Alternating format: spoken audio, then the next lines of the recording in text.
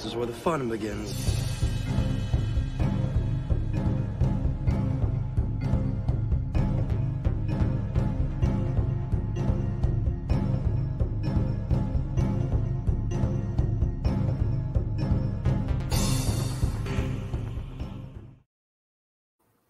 Good morning, everyone, and how is everyone doing this Thursday morning or afternoon or wherever you're at in the world today?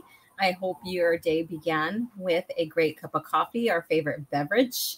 And I am enjoying Folgers in my cup that says insert eye roll here, because that's how I feel today. So you're going to put like severed eyes into the cup? No, I'm not that savage. I don't know. I'm in Norway, so I don't know the customs around.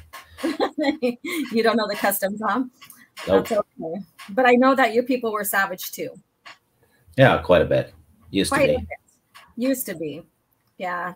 They kind of lost their footing here. No, I don't know either. And my voice wants to all of a sudden be all raspy. I don't know why. Excuse me. All right. Maybe it's all the chocolate and burgers and the coffee. I don't put chocolate or I don't put burgers in the coffee. See, you don't know how to make flavored coffee. You just assume, Steve. You don't make flavored coffee. That's sin. That flavored coffee is not a sin. Miss Martin Muses just confirmed to me that it's a sin. It breaks tradition. What tradition does it break? Coffee tradition.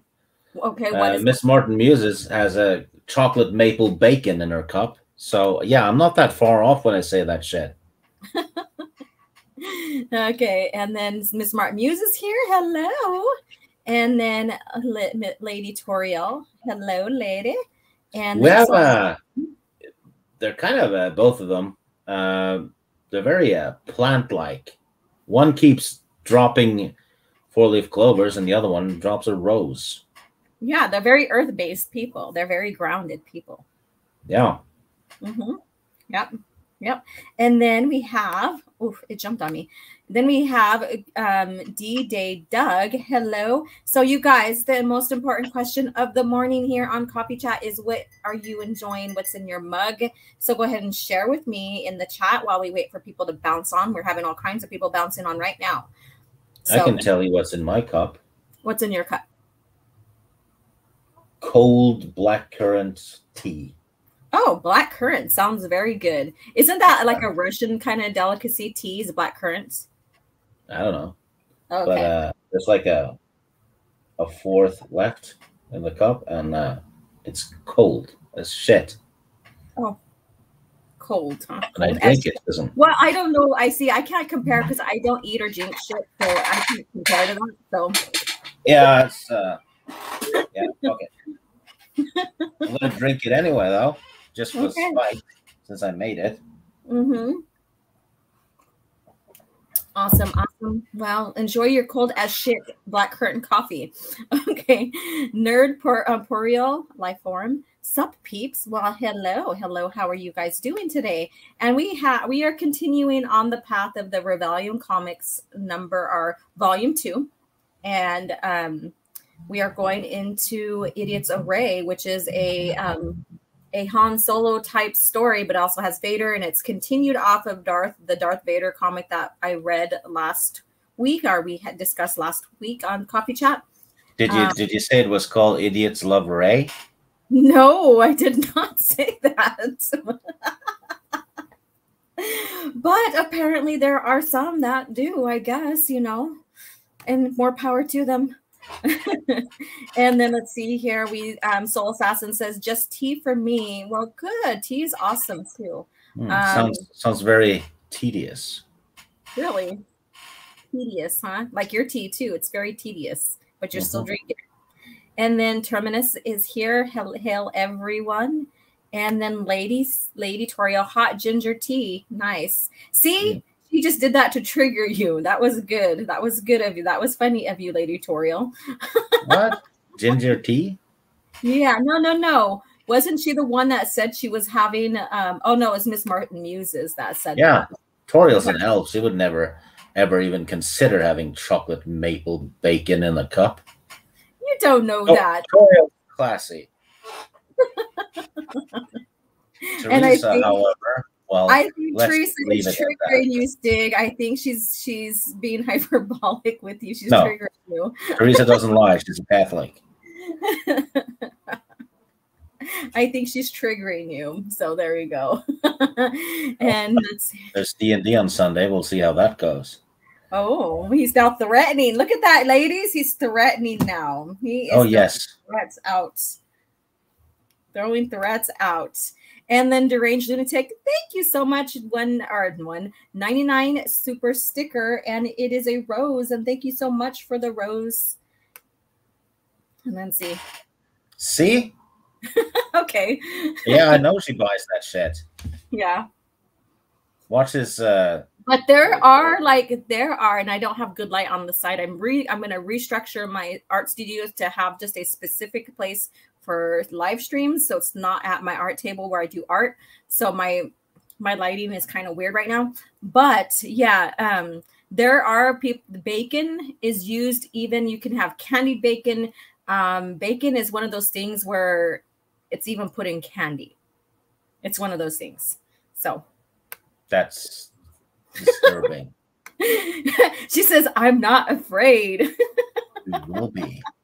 You will be. Will be. Yeah, his Yoda's coming out right now. You will be. And then howdy and thanks for the super chat. Thank you. Yes, and thank you so much, Soul Assassin, as well for being here. And Miss Martin Muses, too. Let's see here. Awesome. All right. So Stig, since we had that nice little conversation, how are you doing today? And yeah, it's daytime evening for you, right? Yeah, it's 6 in the evening, I guess. Yeah, same as usual, just hating the world and staring at the world with staring at the wall with hatred. Okay. Like a good Viking. At least I'm wearing pants today, though. Oh, well, thank you so much for advertising that. Yeah, sweatpants. Yeah, sweatpants. Okay, well, at least you're comfortable. At least you're comfortable. Oh, yeah. Sitting cross-legged. I'm actually very flexible. Okay. I sit in the cross-legged yoga position or whatever it's called. Yeah. Yeah, I sit like that, even on the couch. Are you levitating too? No, the gravity doesn't like me that much these days. Oh, okay. I thought maybe you'd be like using the force and be levitating while you're on my channel. No, my ass is fully planted on a very comfortable pillow. But I'm flexible from the waist down, though. I'm very bendy. Oh, that's very interesting. Yeah. Thank you for sharing. I could probably sit cross-legged on the toilet, too, if I wished. But I've never tried it. And I don't want to see pictures either. Don't share that. No, I'm not going to do that. So interesting facts about Stig. He's very bendy below the waist. Yep. So I don't know if this is an advertisement for anything, but there you go. You know why though? It's because I used to sit like that on the floor in front of the TV when I was a kid playing Commodore 64. Okay. Because the joystick cords only had they weren't that long, so most people just sat on the floor in front of the TV. So years of that, and yeah, I'm like, I could be a Zeltron. You could be a Zeltron. Okay. Well, you could be, I'm not going to go there. We're not going to get into that kind of discussion right now. But I am very glad that you're, very flexible below the extremities, like yoga-wise as a teacher. But the thing is with me, I would have to make sure you get strengthened in your muscles to properly keep yourself aligned and strong in your flexibility. So, but we ain't going to go into that right now. Then we have... no, neither. 199 super chat. It's Stig levitating or lactating. Yeah, no, there's no lactating shit going on. I am sitting cross-legged in my chair right now, so we're both sitting cross-legged here. And then we have Holocron, Library Fox, Hail Laura and Stig, Hail the chat. Thank you guys for dropping in. Let's go ahead and get into this comic here before we get even more awkward talking about flexibility and levitating and all that. Yeah. All right. So we are moving on in volume 2 of the Rebellion collection. And these are Empire comics, which fall in the Rebellion era, of course, as we know, because they wouldn't be Rebellion if the Empire didn't exist, right? So very, very, it's all in line, in continuity, in line with everything. So here we go. So this is Idiot's Array, part 1 and 2 is what we're reviewing. In the month. Yeah, I was just going to say that. I thought you were going to skip it. Oh, okay. Carry on. As you wish. Okay. In the months after destruction of the Death Star, the Rebel fleet is constantly on the move, hiding from the Empire while the base on Hoth is being prepared. So I guess they found the base. The base already. I know that Luke was the one that was responsible for finding location, I guess. Keeping the Alliance supplies with the provisions and equipment it requires is a never-ending job, but some supply runs are more dangerous than others. So this is part 1 of Idiot's Array, and we'll find out why it's called Idiot's Array. There's so many meaning to this Idiot's Array title, So, and the script is done by John Mars, art by Jeff Johnson, and the colorist is Michael Attia. Lettering is Michael David Thomas. Cover is done by Jeff Johnson and Brad Anderson. And here we go. Also, Becky Browan is in the chat. Oh, hello. Hello, darling. All right. So we have Han here. I was reviewing this last night, and, we like to, give our thoughts about the art. So we will. So what do you think firsthand about the art for this one? This piece of art is shit. Mm-hmm. It really is. I mean, look. Doesn't look like Han Solo. Yeah. I think that they were trying to get like the shadow and the light from him standing in the doorway, and I don't think it was successful. No, it looks like he has a soot or something on his face. Right. I don't think it was very much successful at all. So that I think that was kind of a fail there. Now with the jacket and the clothes and stuff, I would say it's more successful there. But with the face, it looks awkward. It looks off for me. But that's just me. So here we go. And so basically he's eavesdropping. I'll do it. And so they're discussing on basically doing a supply run that they need for the Hoth base that is being constructed as this is going on here. Also, Orange Chat Reviews in the chat says that Idiot's Array is a sabak hand. Mm-hmm. Like I wasn't gonna get into that just yet, but yes, he's right.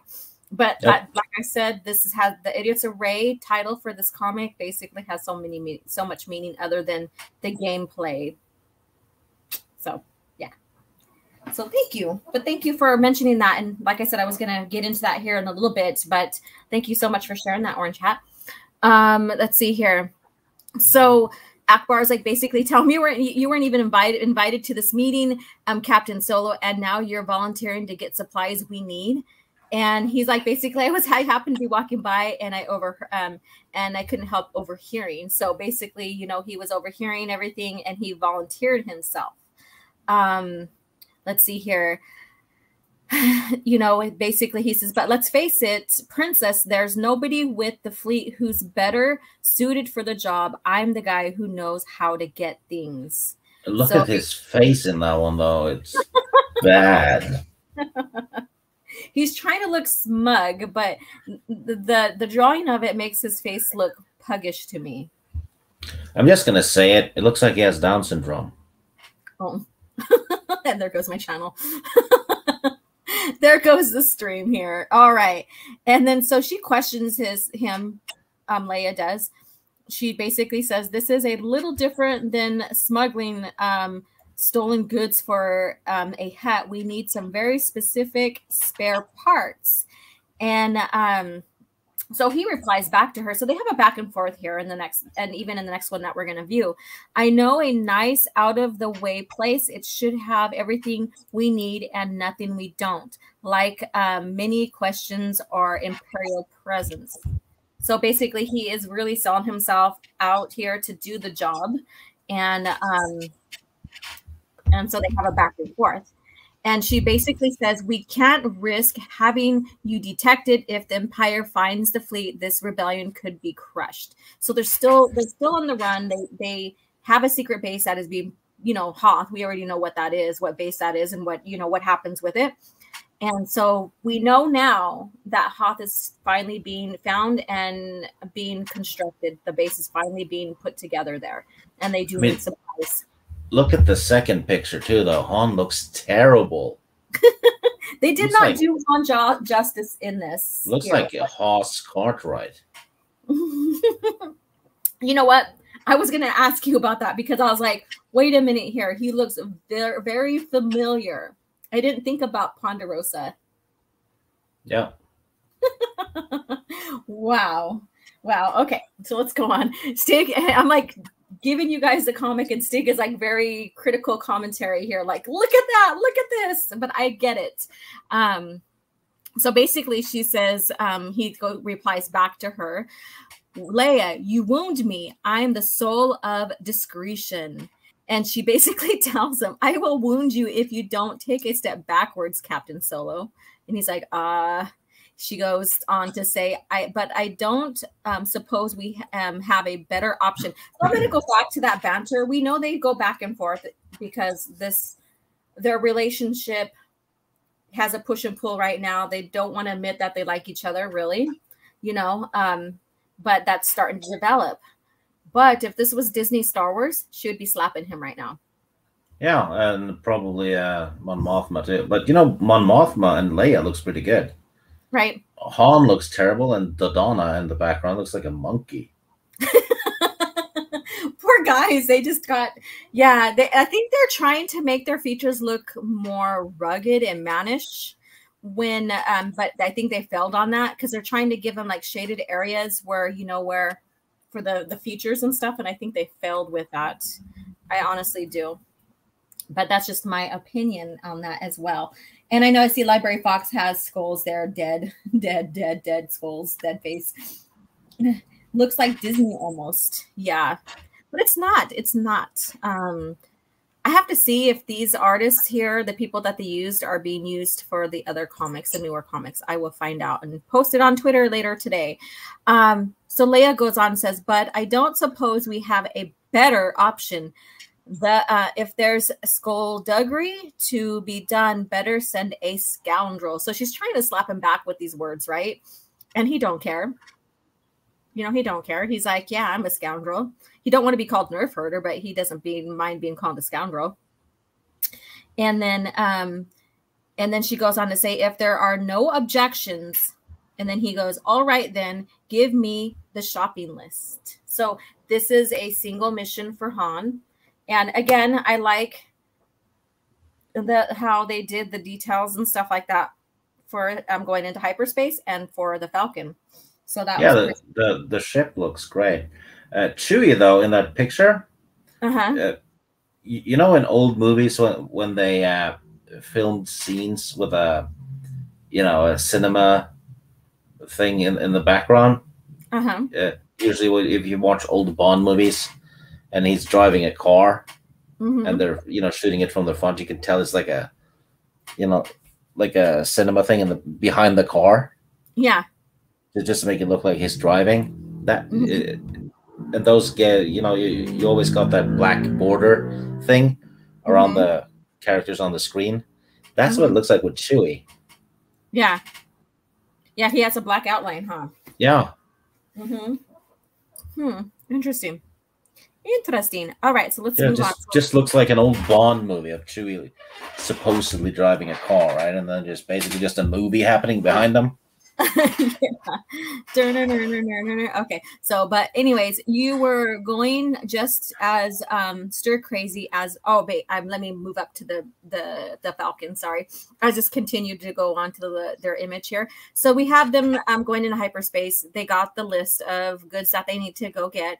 And then he basically, and I'm guessing this is Han talking, quit giving me that look. You're glad to get out of there too. Don't tell me you're not. And he goes on to tell Chewie, you were going just as stir crazy as I was. So we now know why he was eavesdropping, because he's like, I can't stay here. I'm stir crazy. I need to go do something, right? Sitting around waiting for the new base to be constructed. And at least this way we get to do something. So he can't just sit still and just wait. He has to be constantly working, moving. And I think that's basically what his character is about, because he's always doing something for the Rebel Alliance or even the New Republic later on in the timeline. He always has to be doing something. He's a working man, basically. So if you want to call it that. And Chewie replies back, and then he's all, no, that's not true. And then he replies back to Han, it's just nothing to do with her. I'm doing this for the rebellion. So he's teasing him about Leia, obviously. And then he goes on to say, well, you believe what you want to believe. I don't even like her. And he goes, much. So that goes into, like I said, there's this push and pull. They like each other. They don't want to admit it. There's attraction, but they don't want to admit it. There's that back and forth flirting banter. Even with the harsh words they say to each other, that is kind of a flirtatious banter. And but they don't want to admit anything right now. So that's very interesting. So what do you think so far of this little arc going on right now? That's okay. Mm-hmm. Okay. All right. And then I do have Sukori jumped on. Hello, Sukori. And I think I might have missed anybody else. I don't know. So if you're jumping on, please hit the like button, say hello, share with me what you're enjoying in your mug, coffee, or if you're enjoying any other beverage as you join us today for Coffee Chat. All right. So basically coming up on Void Station. So it's called Void Station. I kept on forgetting the name. Right now, punch in the landing sequence. So they're getting ready to land at Void Station here, and here it is. And I used it for the thumbnail, so I thought it was pretty cool. And we know that a lot of like smuggling pirates do make bases on asteroids, and that's, we even see that in Spectre of the Past, where Luke goes and invades the pirate base there. So if you haven't read that, go read it. And then basically he says, I'll see if I can get us a docking bay. So he's there getting ready to dock and go in. And he's getting ready to, pursue and pick up the items that the rebellion need for Hoth, right? And then he basically says, what do you mean? No, of course we have time. So they're now, talking back and forth. And so Chewie responds to him, and then he says, what are we supposed to do? Hide inside the Falcon while the supplies are being loaded? So Han basically stir crazy still, and he's at a place where he's in his element, I guess you can say. And okay, but in the meantime, what's wrong with having a little fun? And then Chewie's also replying back to him and objecting to him. And then he's calling him a nerf. He's calling him a nerf, if you want to really say that. But you worry too much. Have I ever told you that? I have, haven't I? So we'll find out what's going on here. And so basically, they're busy. Oh, look, they fly now. Right? Right. All right. So we have that guy there with a jetpack flying over right there. Look at that. They fly now. I'm just saying we should take advantage of any opportunities while we're here. In case you hadn't noticed, our current situation sure isn't going to make us rich. And then he goes on to talk with, Chewie. Come on, just a few hands, a few extra credits won't kill us, And he goes on to say, don't throw that in my face. It wasn't my fault. How was I supposed to know the deck was marked? But I got it back, didn't I? So basically, if you can't guess right now, he wants to go gamble. If you haven't found out now, he wants to go gamble. Chewie's still, getting back at him like, you know, this is wrong, blah, blah, blah, blah. He's all fine. And then he's all fine. And then never wants me to have any fun. So Chewie's like, no, you stay here. You know, blah, blah, blah, blah. But he still goes. He still goes. So here he is. So how do you like his face here, Stig? Oh, the bottom one looks terrible. The rest are, I don't know. Uh-huh. You know, it's scary, especially in the last picture. He looks like a monk with the hair thing. Uh-huh. Oh, with the hair, how it's cut? Yeah. He looks like he has a bowl cut right here. It's odd. Yeah. It's very, very odd, like a bowl cut. And it's like, I never thought of Han having a bowl cut. So I didn't even really notice that until now. So thanks for pointing that out, Stig. Yeah. So here we go. So people in the chat, what do you think about the art in this? Is it appealing to you? Do you think that they could have done better? I know someone said that it looked like Disney comic art. Sugary said the guy on the bar has a Batman tattoo. He does. Oh shit. Yeah, Batman logo. Uh-huh. Looks a lot like it anyway. Also, yeah, it's very familiar. It has, you know, yeah, it does. It looks very familiar. So go on, sorry. The guy in the bottom, the alien creature with the vest. Uh-huh. That's from the OT. Mm-hmm. A friend of mine had the action figure. Oh, okay. The one with the red vest. Yeah, it's okay. OT creature. Yeah, I thought he looked familiar. Cool. Yeah, I love it when we discover things and they're consistent with their alien species and all this other stuff. It's very good. So I know that he's holding basically paper versions of the cards, but there's also have been in the lore where it's more of a electronic, like holocron type. I don't know how to explain it. So I don't, you know, so there's two versions of that. I'm not saying it's a discrepancy, because we do know that they have paper. What's the name of what they call the paper again? Flimsy. They have flimsy. So basically, speaking of flimsy people, Matt Wilkins is in the chat. Speaking of flimsy, that's perfect timing too, Matt. How in the hell do you do that? Stig back? Bummer. How are you doing and what are you enjoying today? I think maybe you might be on your lunch right now. So what are you enjoying, Matt? It's probably crack cocaine as usual. And then Sukari, nah, Stig, cool lore, and Stig, peas and carrots again. And then let's see. Callum basically says bad art. Yep. It's bad art. But you know what?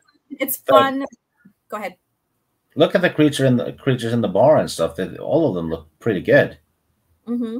It's just Han. Yeah. Han looks like shit. It looks like he's been beat up or something. I don't know. And then the proportions on the face or whatever. Yeah, I mean, look at the face, though. Everyone wants to punch that face. And then his bowl haircut. Yeah. He's got bangs. Literally, he has bangs. He looks very special. Yeah. Oh my God. I swear to God, this is crazy. And mind you, the comic before this, that standalone right there, that fun standalone that we're, you know, because Stig and I were talking about what we should review and not review. So the ones that are standalone that just give you a separate adventure from everything else, you know, that everybody can go read those on their own. You know, we're going to stay with the storyline basically and stuff. But the one before that, well done. I mean, even the female character, she looks beautiful. Everything is well done, well proportioned, and all this. But sometimes people, and I said this before, sometimes people are better drawing like abstract and even like ships and buildings, architecture, more than they are better than drawing, you know, like anatomy. So sometimes people are stronger in that portion than drawing anatomy. And then some people are really good at drawing anatomy and not very good at architecture, geometric designs and stuff like that. So there's that push and pull. And I think this person might not be as well suited for anatomy in a sense. Like it's not their strong suit.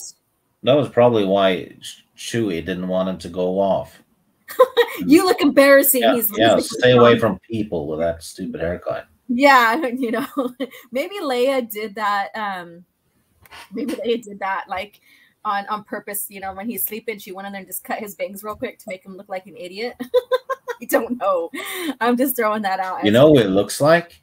Mm-hmm. If you put, pink glasses on him, it looked like Elton John from the 70s. Oh shit!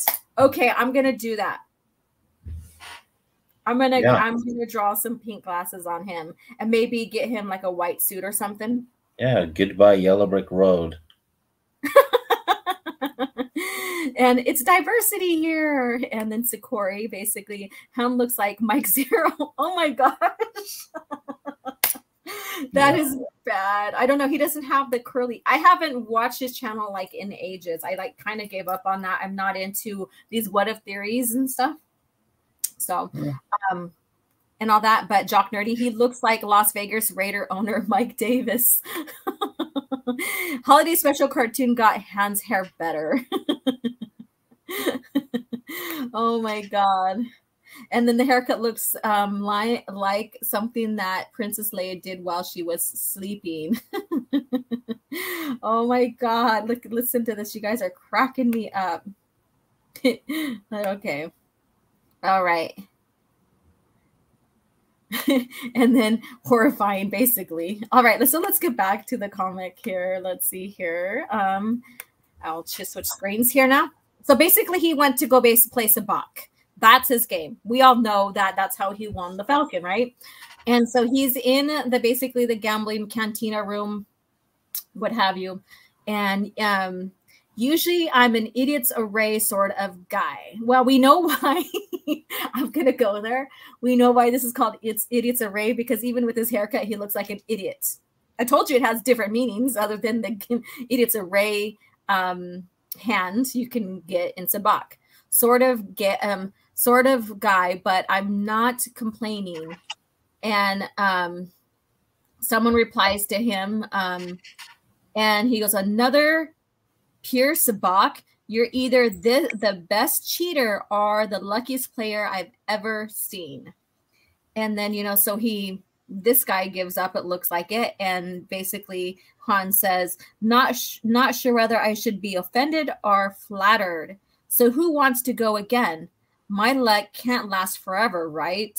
Oh, I don't know, someone says to him. And here we go. Now, even her, I thought she was done very odd. You know who she looks like? Who does she look like? They have the same haircut. They have the same bangs. Sorry. Go ahead. She looks like Cher. Oh, damn. I didn't even think about Cher. Well, she does. Okay. Just make everything black and her hair black with some red lipstick. There you go. Yeah. Yeah. Auto-tune. Right. There we go. But the Twi'lek in the back looks pretty good. Yeah. And the gyros, too. Mm-hmm. They do. They do. I'm going to take a sip of my coffee. The gyros look like penis heads, by the way. I am not going there. I'm not. No. All right. So seems like your luck usually gets better and better. And then he says, okay, so is it Shield? Is that how you say that? Shield? No, it's not Shell. You need to zoom in a bit so I can see the letters. Oh, I thought you wanted to see something else, but. Nah. Yeah, it looks like it says, Shield. Shield. Okay, I thought so. Because I know Shell. It's not Shell because there's two L's in that. So I figured Shield. Okay. So her name, ladies and gents, is Shield. Shield, who looks like Cher. Is it a coincidence? I don't know. And then so he goes on to say, Shield, Odala, what are you doing here? And she replies back, little of this, little of that. Of course, and she's got her little jumpsuit on. That's very revealing. Her zipper is down past her breast line, of course, and all that. A little bit of eye candy, I guess you can say, if you like her character. Trying to change my luck more than anything. And then Han replies, maybe you come to the right place. Sit in. And she goes, I should know better than to sit in at a sabacc table with you, but maybe one hand. But look at this. Look at her face. Okay, so she has that like, okay, I think I should, but I shouldn't kind of doubtful face. But look how this eye looks very droopy compared to that eye. It's like her face is like drooping on one side. She looks like a Karen. She looks like a Karen? Mm-hmm. Oh, goodness gracious. All right. And then, so basically he goes on, deal the lady in. It's been a few years, she'll, what's the second best looking smuggler in the galaxy been up to? You really think she's the second best looking smuggler, Han? Okay. All right. What do you think about that, Steve? I don't know what to say. All right. So he goes on to tell her, still making the Kessel run on a regular basis. So he asks her that. To tell you the truth, she tells Han, I am in between jobs right now. My ship's in repairs. Like I said, I need a change of luck. So we do have the poker chips, the gambling chips, and everything like that. Very familiar to our world in a sense, but you know, of course, it has to be some kind of way of currency, right? For gambling, you know, scenarios and stuff. And then basically, he says, Chewie will be sorry he's missed you. He's loading up the Falcon. He doesn't approve of my desire to have a little fun. And then she goes on to say, nothing wrong with fun or desire. That's a little bit of, you know, hinting around here. And then she goes on to shame you and I didn't partner up a little more often, Han. And then she goes on to say, we would have been a pretty good fit. So there you go. Yeah, she's trying to manipulate him. I was right about her being a Karen. She's probably a bitch. Don't trust her. Don't trust her. But we will find out how much he trusts her here pretty quick. All right. So people, get ready for this. This is why you will find out why I say there's so many reasons Idiot's Array has different meanings to it in this comic other than the game. You know, the card, the card. Let's see here. Excuse me. 10 and 10 more. So what brings Han Solo to this rock? I assume not just to play sabacc. Oh, she's a poet and didn't know it. Making a supply run for a client, B1050 power converters, that sort of a thing. All right, so what the hell? Why is he telling her? Does he trust her that much? He should know that people like him can be very shady. So why is he telling her what he's picking up? I don't know. All right, so let's go on. Sounds a little... He looks dumb and acts dumb. Idiot's Array. Okay.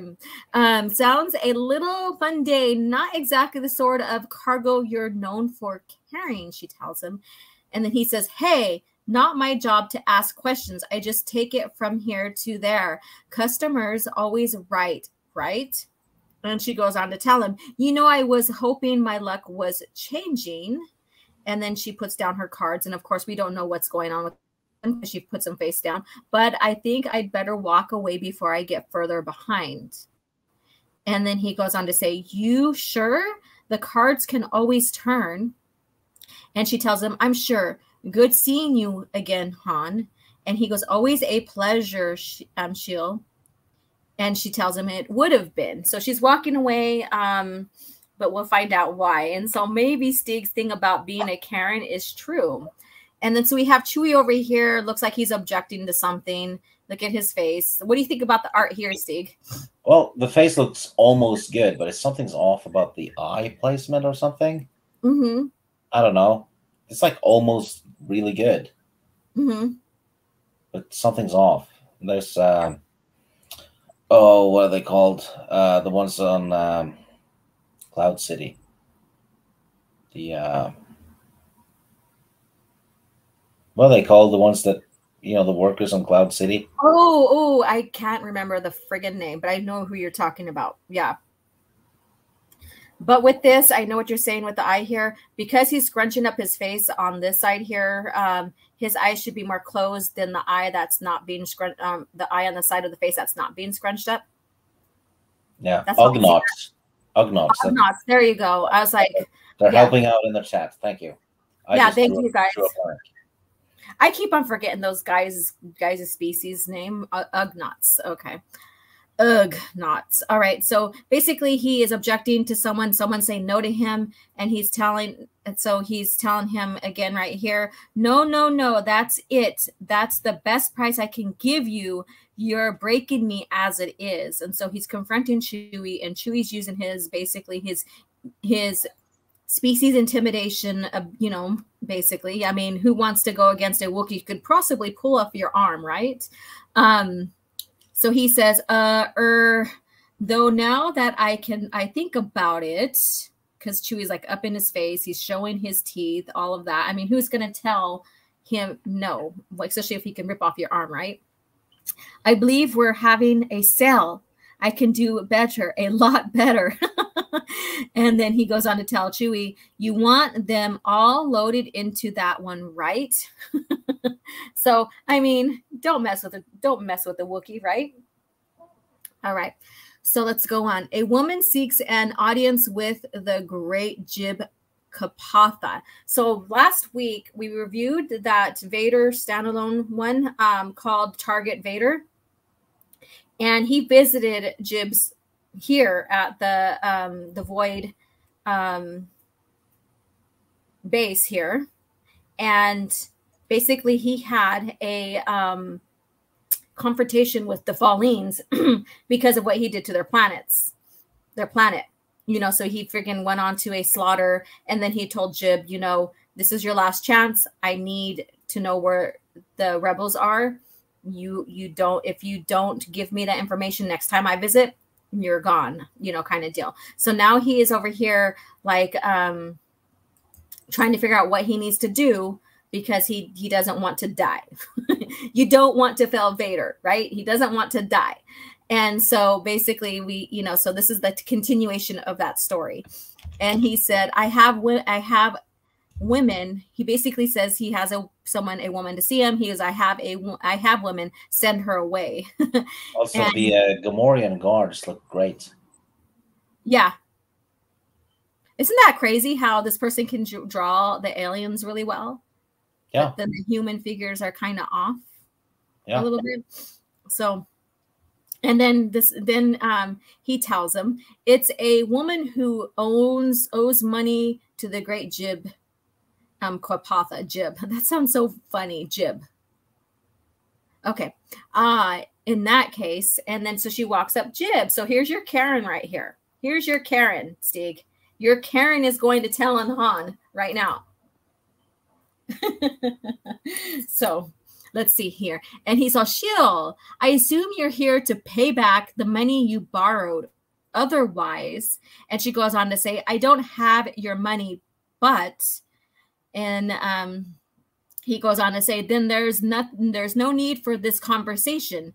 And she goes on to say, I might have something else you're interested in, possibly some information on the rebel fleet. You still looking for it, aren't you?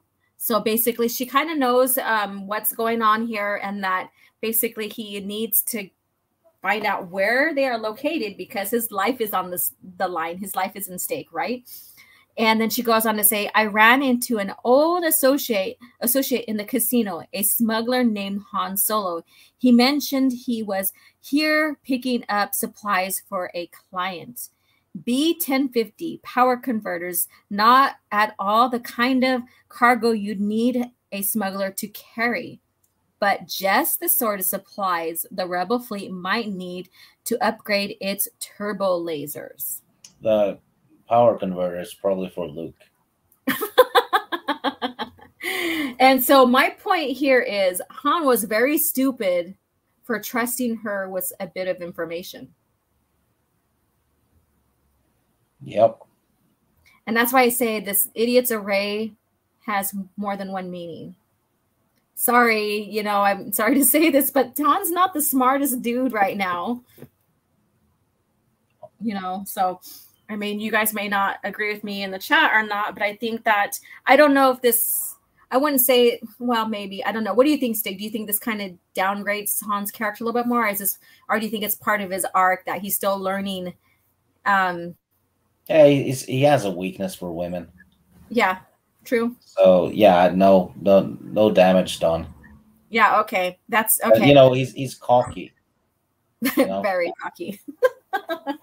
Yeah, he knows her, so he feels he could trust her. He's attracted to her, and so all his sensibilities is out the door right now.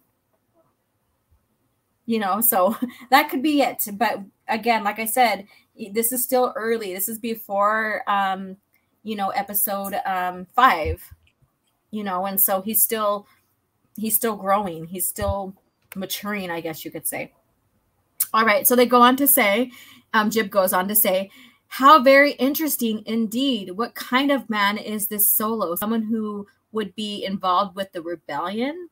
And then she goes on, not really, but it's possible he changed. I hear people do that. And so this is discussing how basically he is changing. But at this point right now, he's not fully transformed, because we know by the time of Return of the Jedi, he is at the time. But he's still, even post Return of the Jedi, there's still a lot of things that he's going through as well. So, and then he goes on to say, I gave you information. Or she says, I gave you information, so I want my debt canceled. From what I hear, you can't afford to say no, not unless you want to disappoint Vader when he shows up again. So she's playing those cards right now. She's playing those cards. She's basically saying, hey, if you don't take this, you know, this is one of your only hopes here. If you don't take this, you know, you might end up dead. And then he goes on to say, so true. No one ever disappoints Lord Vader twice. But I will have the location of the rebel fleet when he returns, and I'm quite certain you will help me. And then he goes on to say, you really have no choice. And she says, all right, but I don't want him harmed. And then Jib goes on to say, you have my word. So, so we know how that happens. So, you know, we know what goes on with that. And look at that. Look at this. Without even reading anything, Stig, what's your opinion of her? She's a floozy. Mm-hmm. Yeah. And he falls right into that. He should throw her straight out the airlock. Mm-hmm. Yeah, where's Tim to, you know, to cast her out, to space her? Okay. All right, so he's walking, and he's all, don't risk our credits on the cargo, he tells me. So he's talking about Chewie.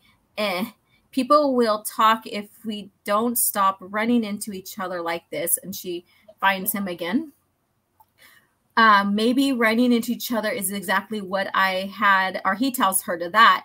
And she says, maybe running into each other is exactly what I had in mind. Also, the bottom picture, Han looks good in it. Because you're not seeing the full face. Yeah. You know, that actually looks good. Yeah. Yeah. And then he goes on to say, Sheil, I know we haven't seen each other in a while, but, and then she kisses him. She's only doing this to stall him. Yeah. She's a bitch. She's a bitch. And then he goes on his Sheil, I'm flattered, but, and then look at this. Trandoshans. Mm-hmm. Right. So the guards are sent out for him. And friends of yours, I'm sorry, I didn't have any choice. Sorry, just go with them. They won't hurt you. I can see how friendly they are. So, you know, he's going for his blaster. And there we go. Have a bit of action here. So, okay, Steve. Which, you know, he actually misses, though. You see the beam go past his face. Mm-hmm. There's no impact. Yep. This is a bad drawing. Should have, like, hit him in the face. Mm-hmm. So he screams in pain while Han misses his face. Maybe it kind of grazes his face. Who knows? I don't know. Bad shot, though, from that range. Should have hit him in the face. And then here we go. And then he gets hit in the back. You know, we have a fight pursuing here. Han's fighting for his life because he doesn't want to be taken.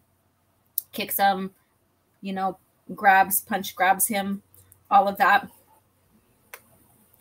And then, you know, of course, the fight is still pursuing, and they're overcoming Han now.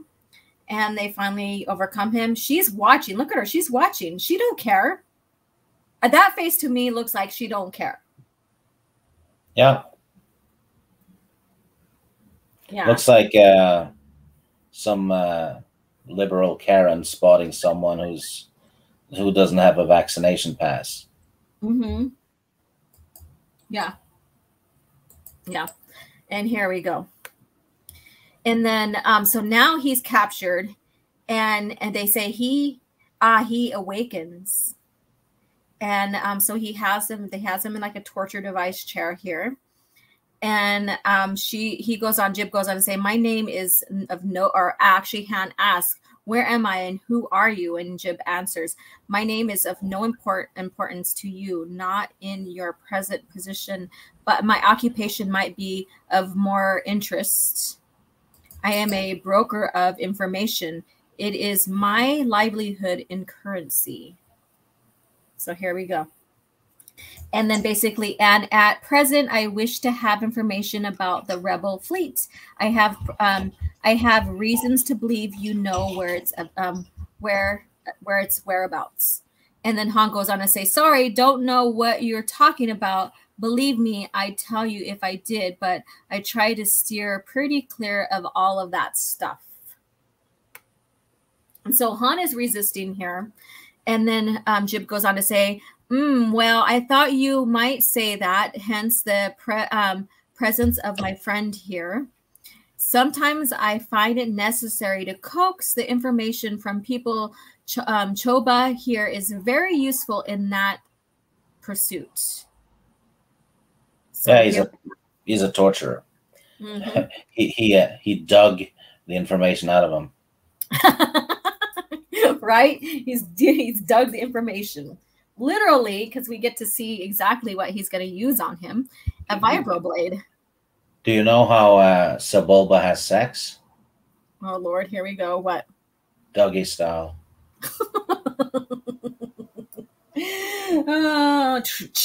Wah, wah, wah.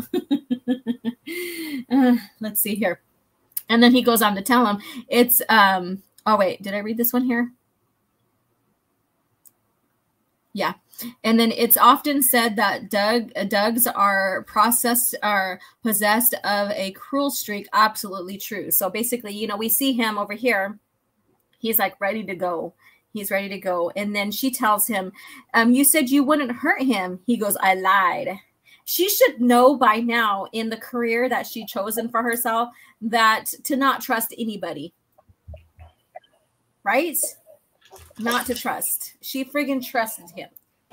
You know, whatever. So be it. And then Jib goes on to say, I think you understand the situation, Solo, but just so we're both clear, I want the location of the rebel fleet. So basically, he's still trying to coax and use the Choba's intimidation of Vibroblade here to try to coax or dig the information out of Han.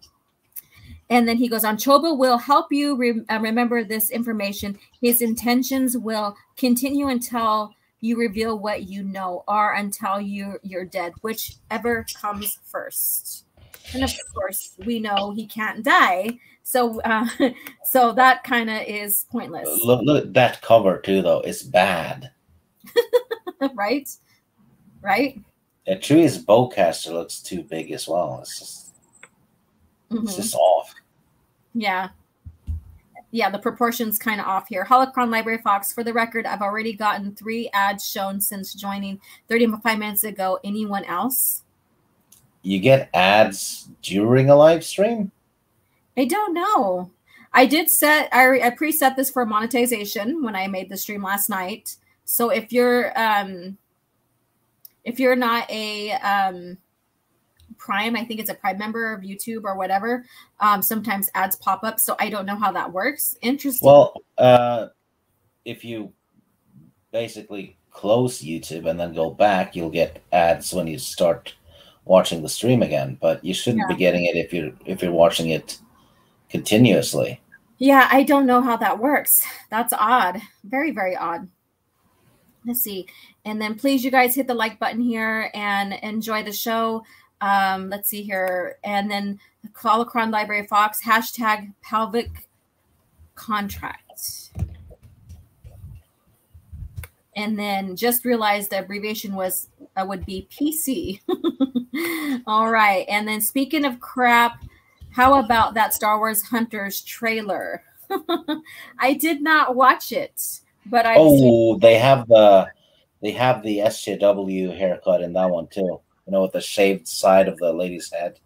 Oh, really? Yeah, it's even in that one. Huh. Wow. Interesting. I have not. I just I don't care. I don't care. You know what they did? What? It's basically like a player versus player game. I guess you play as different hunters. Yeah. You know, but one of them is like a Jawa that's standing on the shoulders of another Jawa. Mm. So that's so dumb. Because then you have just two Jawas making themselves into bigger targets. Yeah. I mean, if you're a small Jawa, one of your strength is, you're a smaller target. So they just took away their advantage by, I don't know, to be goofy or something. I don't know. Yeah, to be like this comic trio. Yeah, that's what trio Huey, Louie, and Dewey would do. They'd like stand on each other's shoulders and put on the cloak so they pretend to be someone that's taller or some shit like that. Yeah, that's in Star Wars now. Yeah, and then I did see they do have a droid Jedi, a droid using a saber. No, one of the characters said something about sensing the dark side in them or something. You shouldn't even be able to sense droids. Right, they're kind of like a void. Yeah, the reason why people can sense them like Jedi can is because it's like a void in a sense, like an electrical void or whatever. That's what I got from. It's not a life form, right? And then Solo Assassin, wait till OG sees that droid Jedi. Oh my god, no! See, this is the continuation, and they say that they aren't using any of the new lore, or any of that for their stuff. And every time they come up with something new, there's references back to Solo. There's references back to the Disney trilogy, all of that. And people are still saying they're not going to use any of that. But they are, because didn't that leaked droid character is like, droid rights, and we are sentient beings, blah, blah, blah, blah, blah, kind of deal, right? Yeah. So here you go, you guys. Here you go. You have a droid that's a Jedi. And that sentient droid that people say, oh, Star Wars is, crappy because it had a sentient droid or whatever, a force using droid or whatever. That was Infinities. That was a what if. They took what ifs and make it a reality now. So congratulations, you guys. The things that you complained about are now a reality in your Star Wars. And that's all I got to say about that. I'm laughing at it because I think it's so friggin' stupid, because these people who are anti-EU people, oh, the EU was never canon and all the stupid stuff like the sentient or force using droid, blah, blah, blah. It was not, coherent. It wasn't this and this and this. Every little bit of thing that you friggin' complained about is now a friggin' reality. So enjoy it. Enjoy it. Yeah, and usually when they complain,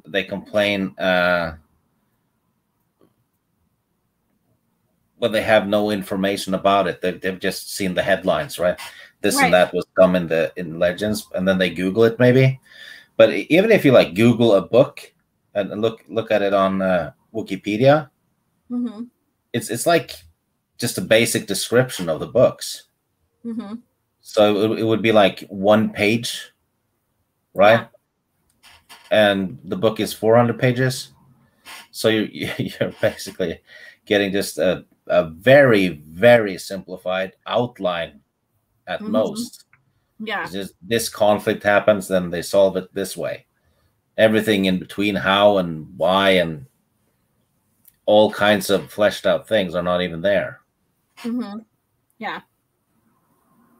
It's kind of like just, oh yeah, the Lord of the Rings is about, hobbits trying to destroy a ring. That's it. Yeah. And then with the Darkness trilogy, he didn't sense it like right away. He didn't sense it like how Jedi sense people's feelings. He had an indication from how R2 was acting and trying to not reveal the information about what happened to Padme. So he drew a conclusion to why R2 was acting the way he was. So there's a difference in drawing a conclusion on someone's actions or even a droid's action than sensing something. So yeah, that's how I seen it. Because he didn't say, oh, I sensed R2 doesn't want. He didn't say that. He basically drew a conclusion to why R2 wasn't revealing information about Padme to them right away. So there's a difference there. So that's how I read that and seen that. And then Callum Cannon says, Elite or L337 really annoyed the F out of me. Yeah, that's true.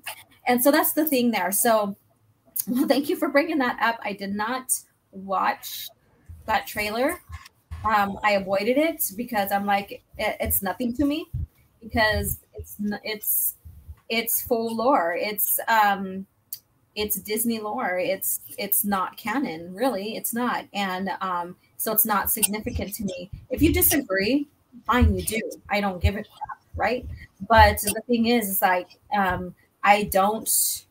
The only time I talk about the Disney lore versus the actual canon George Lucas lore is when I'm comparing and contrasting things that they bring in from the old lore or whatever, or things that they're changing and stuff. So yeah, but so that's it. And I have no reason to even review that right now. I think it's ridiculous. It's a game, right? It's a game. Yes, it's a mobile game thing. Okay. All right. And I don't know if games are canon in Disney lore or not, but well, if this one probably isn't, because it's just like a player versus player thing. There's no story, but Disney did say when they decanonized the EU, their words actually. How could it not be canon if it's decanonized? Right. But they said that every story-based product would be canon on par with the movies. So every comic they did, every video game with a story in it, all of the novels are just as canon as the 6 movies George Lucas made in Disney canon.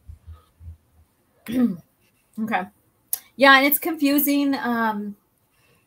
It is very confusing with that and how because then we have that Matt Martin who comes in and says, oh, canon is just what you make it. It's all fake anyways.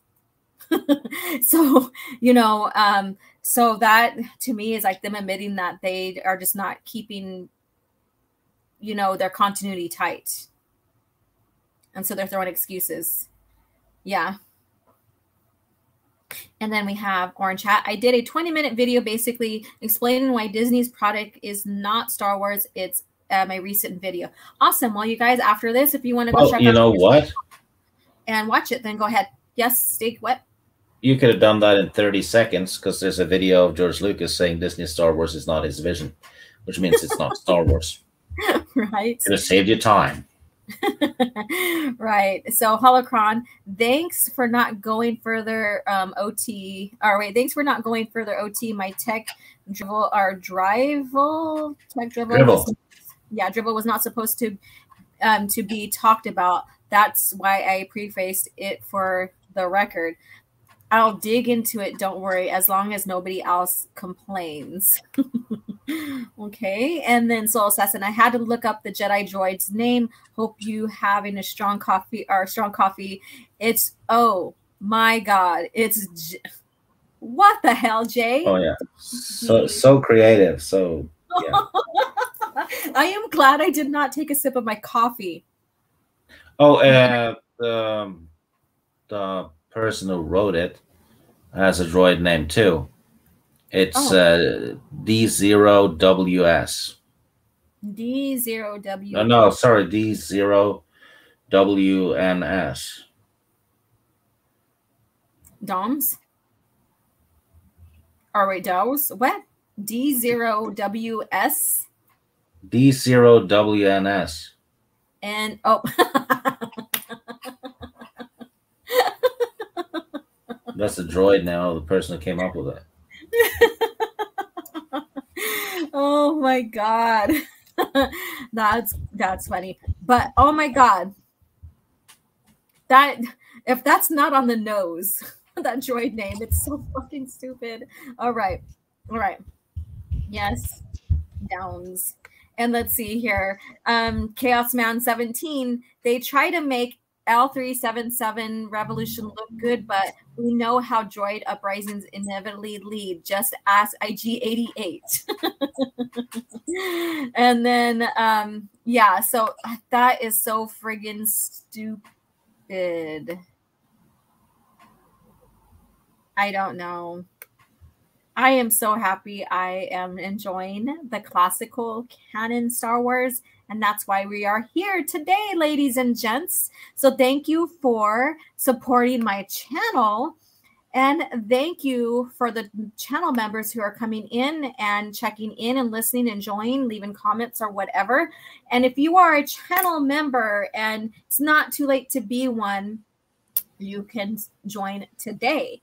The beginning of October, I will be doing a drawing for a channel member who attends streams. Every time you attend a stream, you get your name entered in for this drawing. So like just say if you attend all of them, then you get that many names in there, and I don't have the count in front of me.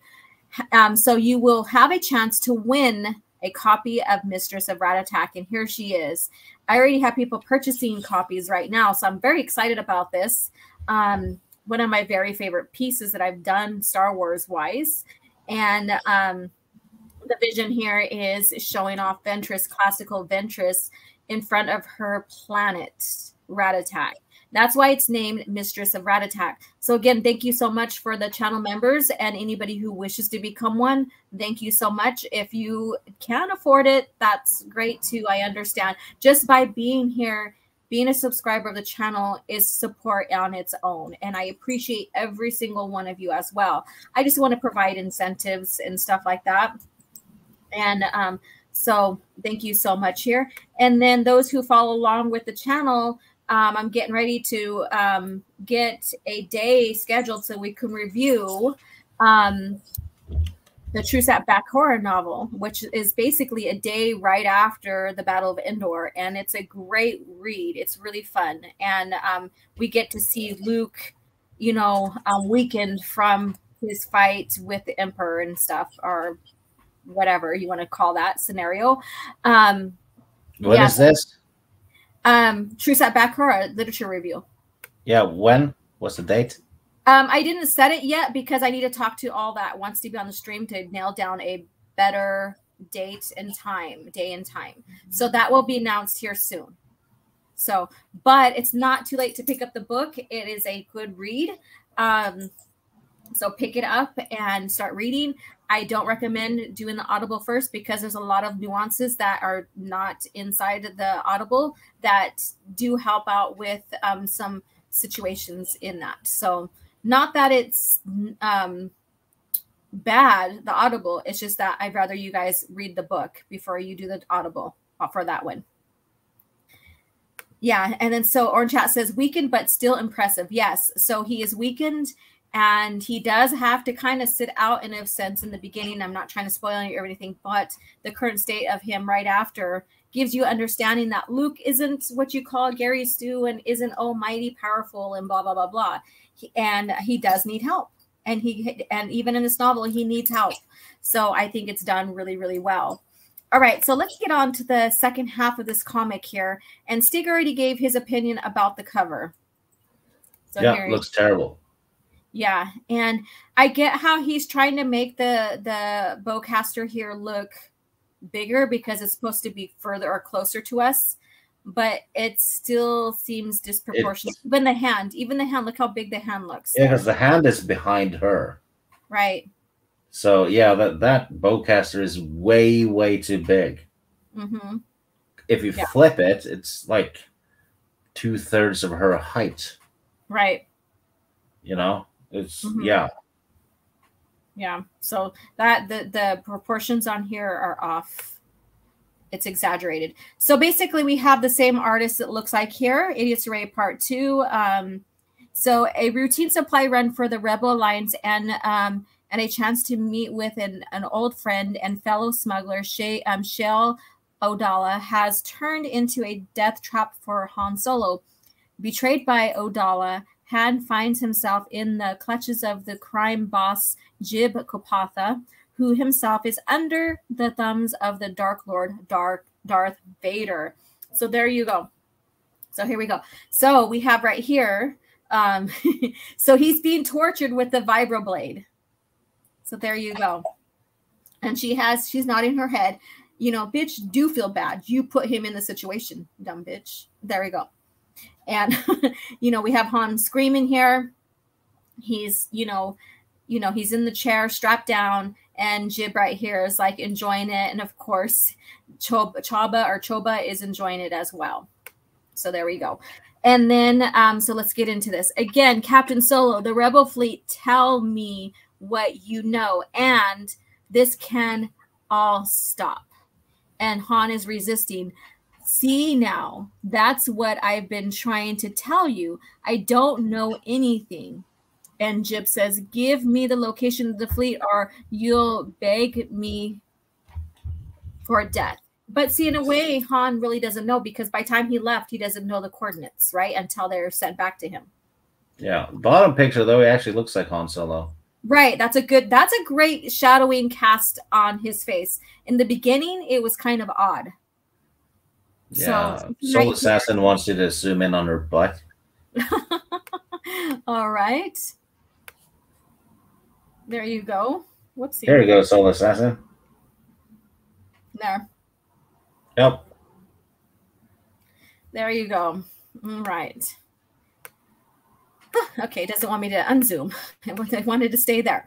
All right. And so basically he tells him he doesn't really know. And he, in a sense, like I said, he doesn't. We found out in the earlier comics to the series is that they're always changing locations and stuff, and that they have to sporadically jump to make their way back so they're not sensed and seen or, tracked, I guess you can say. And then basically Han tells him, really rather have a glass of water if it's all the same to you. So he's being, he's not cooperating, and he's being sass like he always is. I mean, you really think, and then he goes on, you think I'd hesitate to tell you everything I know if it meant saving my own skin? Guess you don't know me very well. So that's what he tells him. And Han always had that sense of like dignity towards himself and his friends, people he knows. So we always known that. But sometimes Han does get very selfish and thinks of himself as well. And then so she tells him, Han, just tell him what he wants to know. He's serious, Han. He'll kill you. And then she goes on to tell him, Jib Kopatha isn't someone you can't bluff your way out of this one. And she tells him further, maybe he doesn't know you very well, but I do. Why are you being so stupid? Yeah, and then she goes all psycho, and he's about to get tortured, and she starts touching her tits. Okay, so that's Stig's interpretation of that, but let's go on. Maybe I've changed. And then she goes, people don't change. And he goes, you'd be surprised. I know I was. And then basically she says, I don't know what happened to you, Han. And so she's touching her chest, but it's going to get you killed.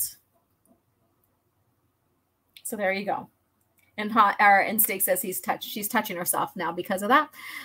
It's possibly that he really doesn't know.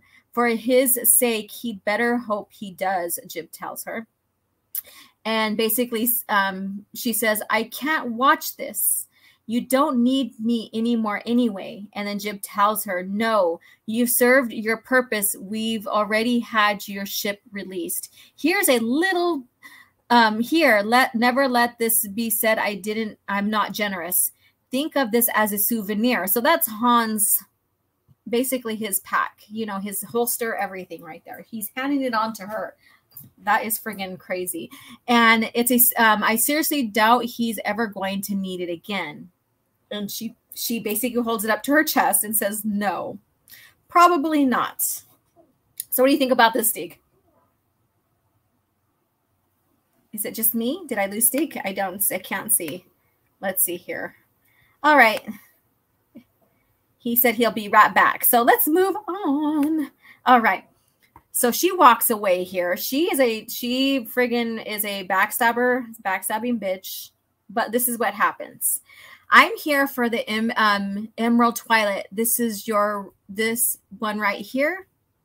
And she goes on, guess you finally paid off your debt to the Bothans, huh? So they're telling her that. Well, she's all ready to fly. She is told. When are you planning on leaving? And she goes on to reply, soon as I can. I've got some things I'd rather put behind me. And then all of a sudden she hears Chewie. So she's getting ready to leave. This is crazy. You know, like I said, I don't know why Han trusted her. Again, you know, he's attracted to someone, so all sensibilities, you know, go out the window in a sense. And then she's like, Chewbacca. And he sees her, and he's sitting on, you know, on the platform here. And she looks very sad, concerned, and all that. And let's see here. And she'll, Chewbacca, Han's in trouble. And she goes on to tell him, I didn't think it would turn out like this, but it's my fault. Han said some things to me in the casino that made it seem like he was involved with the Rebel Alliance. I took the information to Jib Kapatha. He's an information broker here on Void Station, and I was in deep to him. Now Jib's holding Han prisoner, and he's well. I don't know if Han can last much longer. Here's proof if you need it. And so Chewie goes crazy. We already know Chewie has his life that he would protect and give his life for Han because of Han freeing him. We know that story already. And so he's enraged right here. And she says, no, we can't just burst into Jib's place. He's got enough goons on his payroll that we'd never even reach Han. But our best chances is to surprise them. So there you go. So she admits to him that that she basically sold Han out. And then she trusted Jib that so much to where he wasn't going to torture Han. And, you know, Jib basically reneged on him and decided that he would torture information out because, you know, if he doesn't give the information to Darth Vader, his life is on the line, right? So he's going to do whatever he deems possible to get the information to save his own skin. So he can care less. And basically, in a sense, she can care less either, even though now she's seeming like she wants to care. So they are sneaking up through the structure. It's not my fault you're so big. Learn to duck. So, you know, Chewie is, you know, we all know he's oversized. He's a Wookiee. He's taller, bigger, all of that. And then she goes on to say, now keep quiet. We're almost there. So they're crawling through, and I'm surprised that they don't notice anybody crawling on the top there with how there's just only a grade for a roof right there. So that's kind of odd that they don't see like Chewie's fur and all that sticking out. There we go. And it says the rebels. So hello, Stig, you're back. Yeah, look at the bowcaster. It's way smaller, isn't it? Mm-hmm. Yeah, I want to make some more tea. Oh, okay. I was waiting for you to say something about the bowcaster. Yep. All right. There you go. And so they're crawling through, through the ceiling and stuff. But look at how this is. So it's a graded type flooring there. So, you know, they have the grade. You could see through it. So I'm like, why don't they notice like Chewie's fur hanging out and all this other stuff? So I don't know. It's just something I noticed, and it's kind of like off to me. And she tells him, now keep quiet. We're almost there. The rebellion is doomed, Solo. So why should you throw your life away for it? So that's what Jib is telling Solo or Han. I keep telling you and that's Han talking to him. That I'm not telling you. Damn you, Choba. What am I paying you for? And so, they're torturing. We don't see anything that's being done to him, but you can tell Han is sweating, probably in pain for whatever he has done to him. We don't know. But Han is resisting here. Now, this has always been a controversy and always been talked about. And if you've read all the way to the ending of Fate of the Jedi, when Jaina marries Jag, they talk about her father possibly being Force sensitive, strong in the Force, because of his luck and all of that. So there were some kind of hints about that even then. So who knows? Because of he's so lucky and all this other stuff. So what do you think about that, Stig? I don't want him to be Force sensitive. Yeah. Because, not everyone has to have the Force, right? Right. And, Han with his luck is something that's very unique. It doesn't have to be associated with being Force sensitive, right? Yeah. So it makes him a very unique character. If they do really make him if they did really make him Force sensitive, like I said, it was only a theory. And just like other things that has been spoken about today is only a theory and it's been debunked. But I'm not going to go there. Yeah, so Han's luck and it making him a unique character. Basically, if they made him a Force sensitive, it takes that unique characteristic away from Han. It takes or basically just gives him what everyone else seems to have, not everybody needs to be a Force sensitive or be strong in the Force or whatever. Yeah. Yeah, and that's what made the Force a mystery too, is that it wasn't always necessary for everybody. You can inherit it. You can inherit it, and then sometimes it's not passed on at all. So it makes it unique. Yeah, plus Kenobi and maybe even Vader would have sensed it. Right. Mm-hmm. Exactly. And then so let's go on. He's stronger than anyone I've ever had on my table. He won't break. So Choba tells him, do you want me to kill him? And then Jib says, idiot, the time Vader gave me is almost up. He's going to be here, and it's worth my life if I can't it's worth my life if I can't give him the location of the rebel fleet. And so he says, oh, wait, maybe I will be spared if I turn him over to Vader. And then Han goes, Vader. And then he's just, he doesn't need to be in one piece, though, does he? So Choba's like, I still want to take something off of him. What a little sick bastard he is. Okay. And then so all of a sudden he gets shot. She jumps through. So now her character arc's being saved. She went from being a Karen. Now she's the hero, I guess. She says, hang on. Oh, I'm not going anywhere, basically. Of course you're not, Han. And then Chewie jumps through. No. He says, no, Jib does. And he screams for the guards. And then they begin to free Han, and of course, she asked him if he could walk, and he's like, I can't do anything with him laying on my lap, basically. And so Chewie goes and unstraps him, and he goes, yeah, glad to see you too.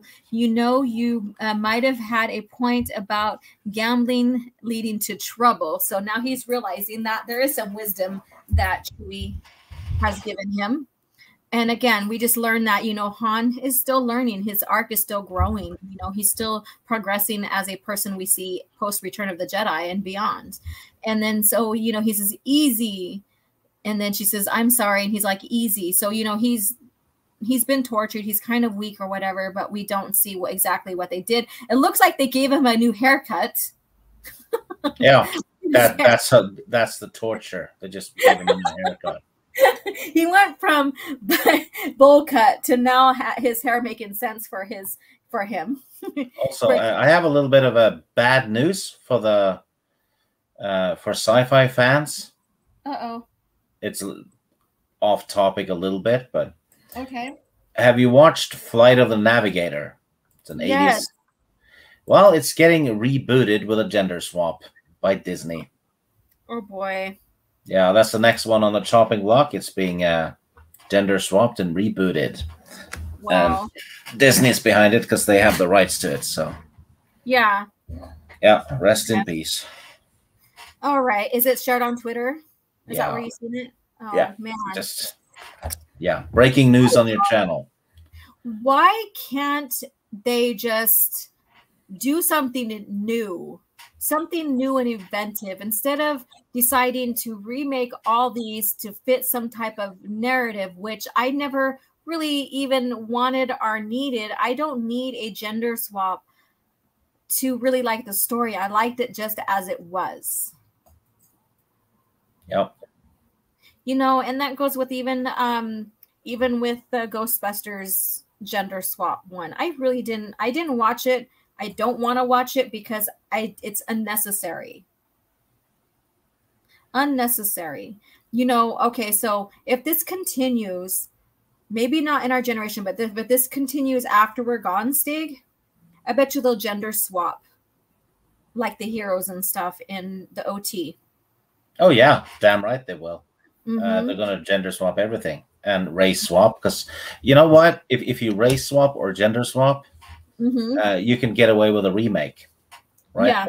It's like, oh, it's not a remake. We swap gender, but it's the same thing. It's just a remake, and they're using it to justify it. Yeah.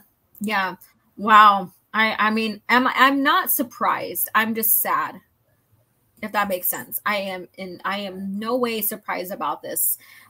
You know what? For those of you who like the movie or who have never seen it, get it on DVD or Blu-ray before they change it. Just if you want a fun 80s sci-fi movie, very lighthearted and all that, go watch that movie. It's silly fun. It'll make you feel better. Yeah, and start collecting all these classic movies, since this is the part of where they're going down, the road they're going down, and get it on VHS if you still have that. It's always fun to collect those if you still have a VHS player, and then get it on DVD and start collecting your library, because, like I said, there's no creativity right now. Everything's being changed, remake to fit some kind of narrative. I think it's very, very odd that people have to have things changed so they feel included. These movies, it's narcissism. These movies are just basically escapism. And you're supposed to go in for the story. The character is supposed to fit the story, right? And so if the creator sees the character as a man who is Latino, or a man who is white, or a woman who is blah, blah, blah, blah, then that's how the character is. By changing the race or the gender and stuff, it does change context of the story, especially if it has to do something with race or whatever, or especially if a person knows the story for that person or that character, and all of a sudden the image is changed, then you're taking out of the experience. Most movies are available on streaming services today, but the thing is, they edit them quite a bit. They've started doing that. They got rid of Daryl Hannah's butt for the Splash movie. So if you stream it, you won't get to see her butt, which is, it's not a must to have to see her ass, but stuff like that is going to get changed. Yeah. That's just the start of it. And I bet you they're going to get rid of offensive words eventually. So get physical copies if you want to preserve your favorite movies. Just streaming services are convenient and all that, but it's it's digital. They can edit. Right. And Ken Rod, I'm not done with this comic. We're coming to the conclusion right now. So stay and enjoy yourself. That was just an announcement. So it's important to keep on top of things and figure for yourself if that's the right direction you want to go for yourself and follow that direction that they're taking with these remakes or not. Like I said, I'm not gonna tell people what to do with their money and stuff like that, but if you don't agree, then start collecting, and don't give money to something you don't agree with, right? But that's totally up to you. I'm not. So Soul Assassin, they're trying to change culture now. They've been trying to pass Latinx for years. Yes, I know. And then OG Star Wars, I really think Kathleen Kennedy is running all of Disney, not just Lucasfilm. Bob Chapek is a figurehead. I know she's hired to be the president of Lucasfilm, so I don't know. What is your thing on that, Stig, before we can go on the comment? Well, she's not running all of Disney. She's not. She's only in charge of Lucasfilm. Right, because isn't it Feige in charge of? Yeah, but they're doing the same thing there with right. Marvel. Marvel's turning into a shit show. Right, it's like it's on par for Disney. They have people in there for a reason. So if Feige's getting away with what he's getting away with the direction Disney wants to go, then Kennedy's on par with that too. Yeah, and the customers are to blame for this because people keep paying for the next Marvel stuff they pretty much know is going to be shit, or the next Star Wars, and they keep paying for it and saying, well, maybe this time it might be good. Right. I'm like, well, you're giving them money, so even if it's really bad, you've already paid for it. They got your money, so you didn't help. You paid for the shit you got. Right. So stop giving them money. That's all you really have to do. Don't give them money. Yeah, and even if you think this and that might be okay, right? You're still giving them money for all, because they don't care if you're paying for Disney Plus to watch I don't know, the Hawkeye show, right? Yeah. Because if you're paying for that one, they don't know. Yeah. So they're getting money from all the shit on Disney Plus. You're at the same time you're paying for streaming The Last Jedi or whatever it is. Right. Right. Just don't give them money.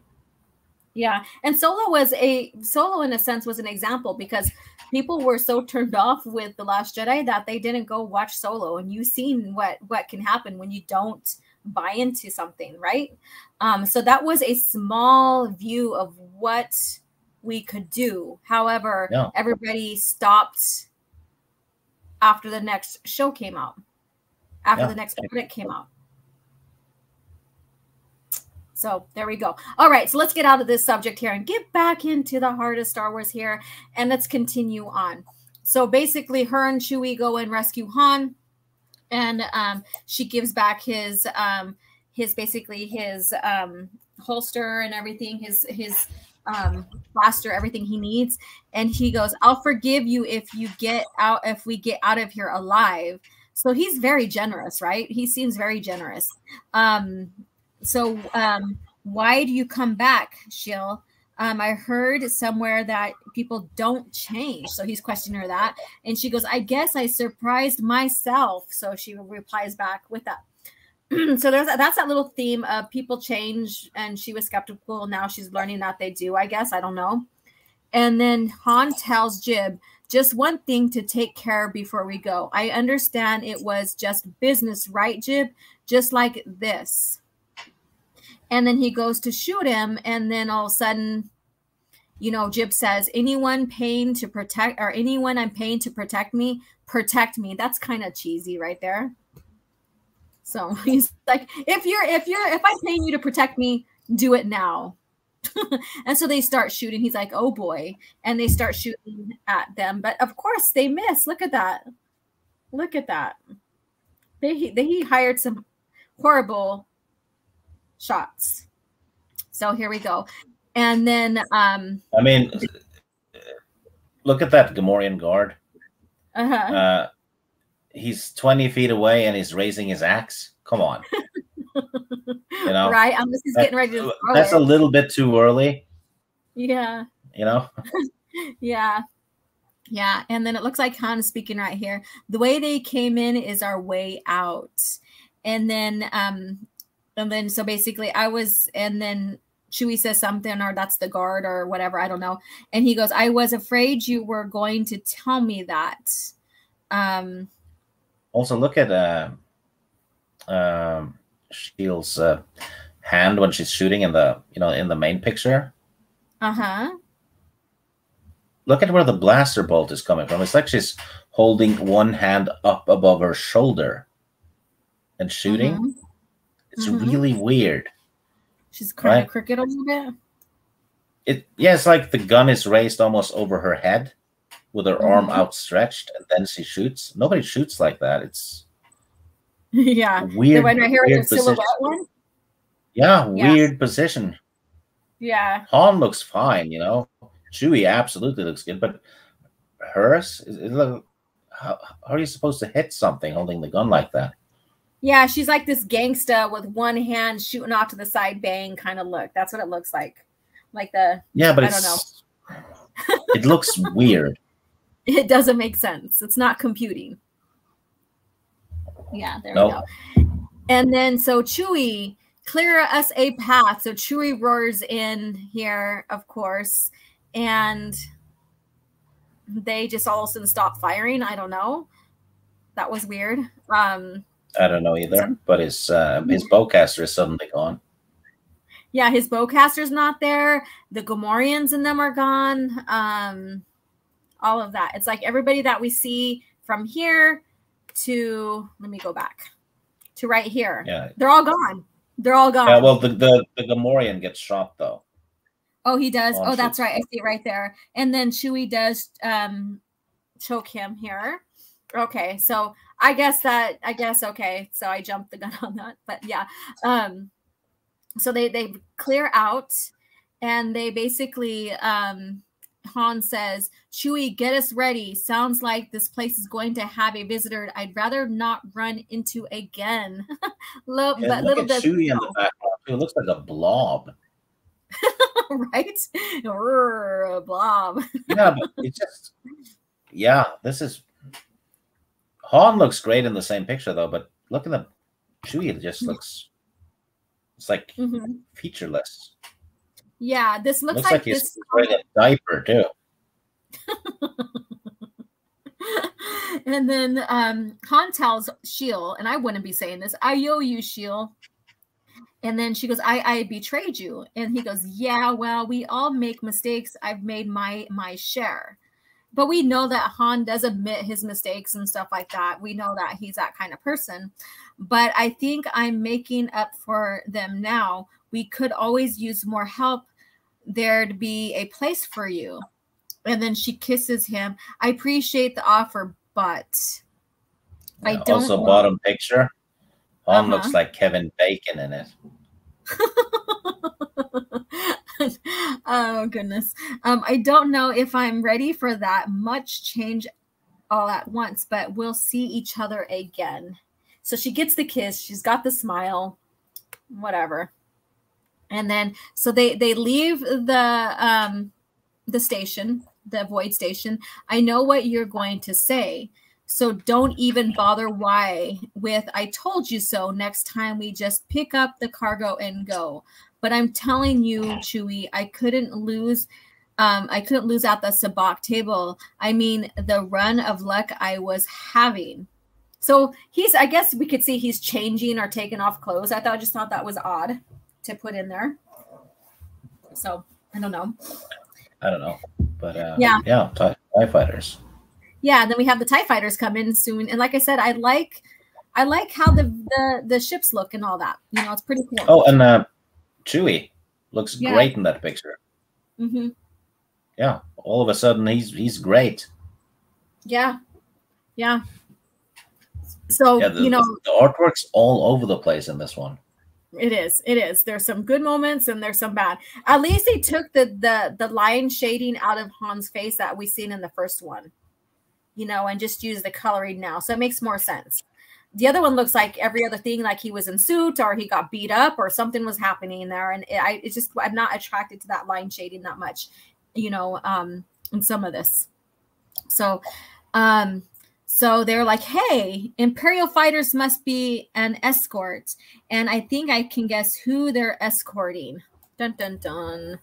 Pretty obvious.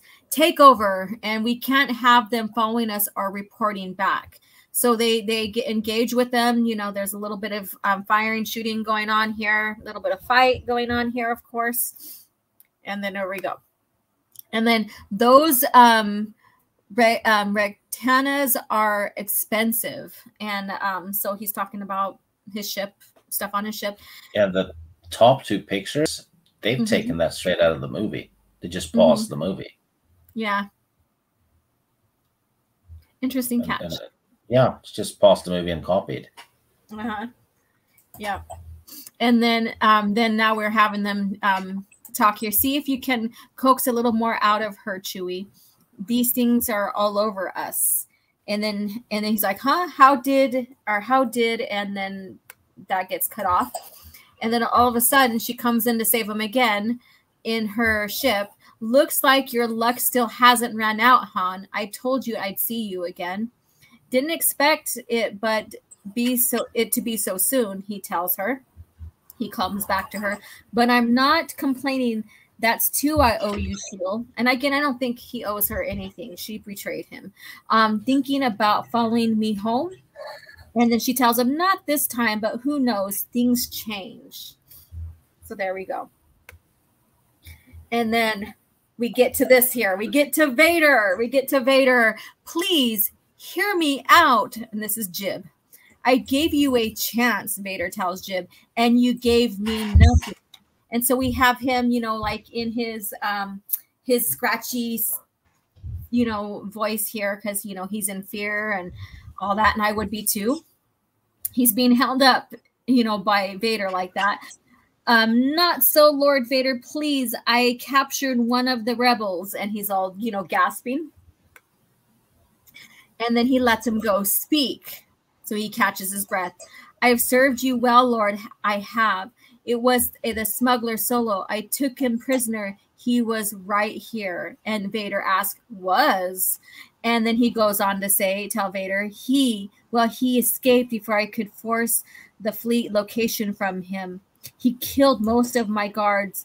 I was lucky to survive.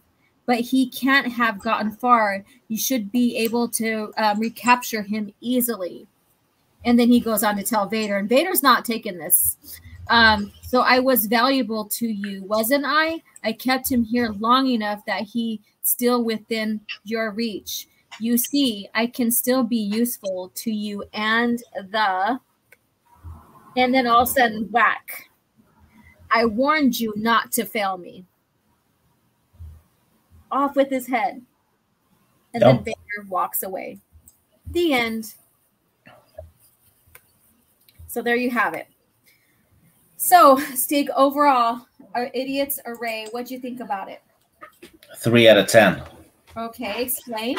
I know that's very low for you. Bad artwork, barely a story. But it's just, you know, Han gets betrayed, and then he gets captured, and then the lady's like, yeah, I shouldn't have done that. So she rescues him. That's it. That's the story. Mm-hmm. There's like nothing. I mean, there's no twists in it. You can see him coming from a mile away. Mm-hmm. So, yeah, not a good one. The only good bit is Vader showing up and killing that dude, but, you know. Yeah. Not a fan of this.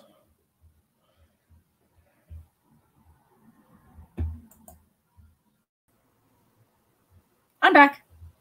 Oh, Alora fell out. And I'm back. Hello. Can you see me, Stig? Yeah. Okay, good. Yeah. I don't know what I did, but I fell out. So go ahead, share. No, I just said I said the only good thing was Vader showing up and killing the guy, but that's pretty much it, you know. Right. It led all to that. We knew that Han can't be killed, right? Because we are like in between A New Hope and Empire Strikes Back. So yeah, this is another one of those. Which is fine, but it's just I don't know. This was just make action happen around Han Solo. That was the, I don't know. Yeah. And wasn't it what comic or what was that when you? I know you stated at one point that oh, it was a review of was it the Death True or what book did we review with Han in there, and that he was only put in there for the story.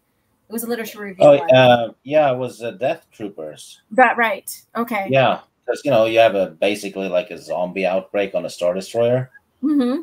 But halfway through the book, Han Solo and Chewie shows up, and the story is just pointless after that because Han and Chewie are not going to die.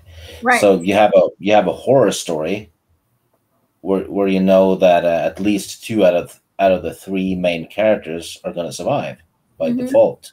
Right. So the whole edge of the story, gets chipped away. But it would have been way better if they had 3 brand new characters in it. Yeah. So I guess the writer of that story found the only way possible to make a story bad by adding Han and Chewie to it. Yeah. And do you think this is the same scenario with this comic, or do you think that showing a little bit of how the Rebel Alliance is trying to gather materials for the base and stuff, and using resources more better than what we got from the novel Death Troopers? No, in this case, the setup is just fine. They need stuff for the it's some they need parts for the base and all, which is fine, but it's just the story in the comic is just so very, very predictable and bland. Right. There's no adventure. And like you guys, if you guys were on with me last coffee chat last Thursday with the Target Vader one, you could tell that this is the conclusion to that. This is Vader, and that was a great story because we got some Vader threatening this smuggler, and stuff. Target Vader is great. Yeah, but this one is just yeah. If okay, how do you think they could have done this better, Steve? They could have had the lady be an Imperial agent. That would have made it interesting. So she has to escape too because she betrayed Vader. I don't know. It was just let's torture the information out of him and blah blah blah. Like, you don't need to do that. You can just hold them there till Vader gets there. Right. That's all they had to do. Lock him in. Right. Especially when we know Han, even if the torture made it seem kind of scary for Han, we know he can't die. So if they just held him, locked him in, held him there, and he escaped. Yeah. What kind of torture was it? Yeah, right before Vader showed up, where he kind of pursues him a little bit, but still kills Jib. It would have made it a little bit more exciting to see Han try to free himself, get out of there, kind of deal. Yeah, and what kind of torture was it though? He didn't even have a bruise. Right, and he was all sweating and in fear and stuff and whatever. Yeah. It made it look like he was pressing the vibroblade up to him and stuff, but yet we don't see anything. We don't see, rips in the clothes. We don't see any blood marks or scratches or, whatever, bruising or whatever. It was just sweating. So right.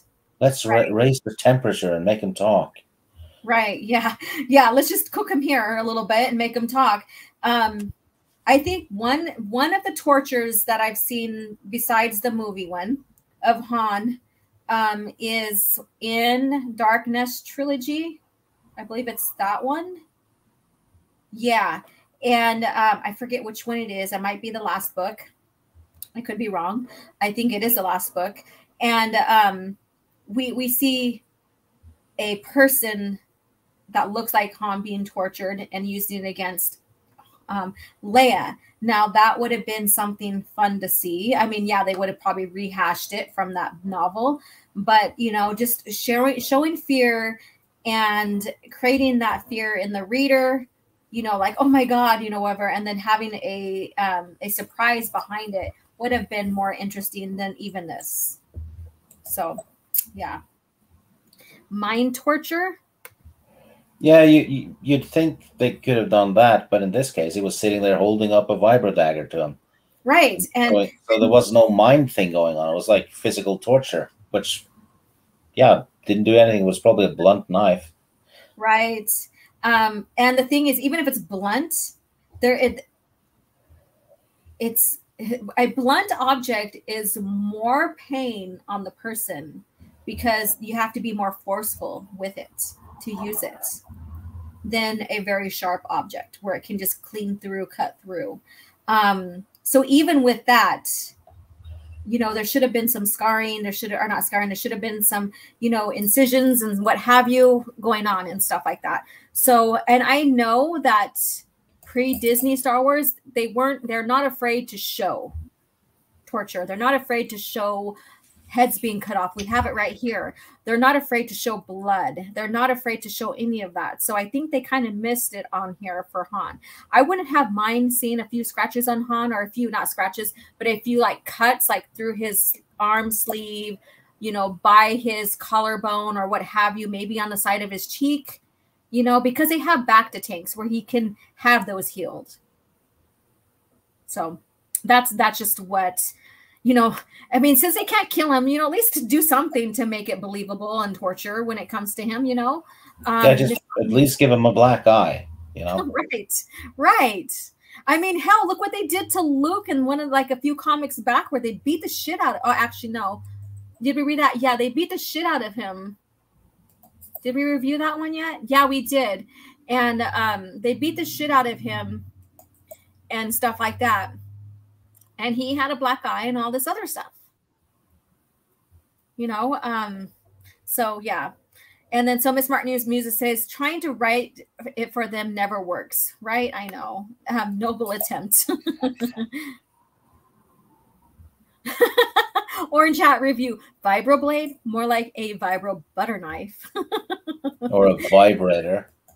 A vibrator. Yeah, they just inserted a vibrator on Han. That's it. That's all. Yeah, that's why he was sweating. Yeah, they just stuck it up his ass. Oh, I guess I went there. Yeah, so people in the chat, what did you think about this? I mean, we're going to have hit and misses with a lot of the story here. Yeah, we get an eye glimpse of like them starting to build and need resources for Hoth and stuff, which is cool. They could have done the story a bit better when it came to Han's capture. So what do you guys think in the chat? Let's go ahead and discuss this before we close. So if anybody wants to share. Well, OG went there. Yeah, Stig kind of influences me in a sense.